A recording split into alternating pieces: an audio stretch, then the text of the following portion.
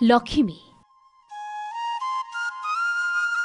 পথাৰৰ সোণকুটি চপোৱাৰ পিছতেই ব্যস্ততা বাঢ়ে ঘৰৰ লখিমীৰ। সেয়া মৰণাৰ ধানেই হওক বা কুটাই লোৱা চাউলেই হওক, মুঠতে পীৰাখন পাৰি লৈ জাউৰিয়ে জাউৰিয়ে জাৰি যায় ধান চাউল। সেই শব্দ আপোনাৰ মোৰ খুবেই চিনাকি।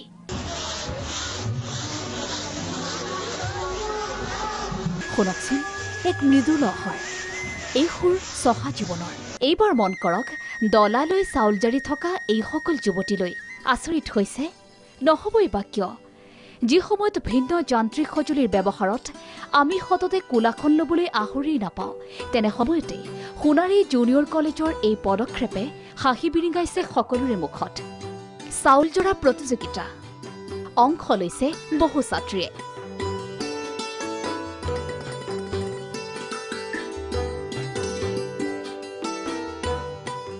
স্বাভাৱিকতে এয়া এক শুভ লক্ষণ।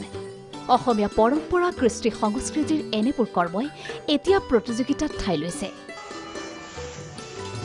ব্যুৰ সহযোগত নিউজ 6 ৰিপৰ্ট, প্ৰাগ নিউজ।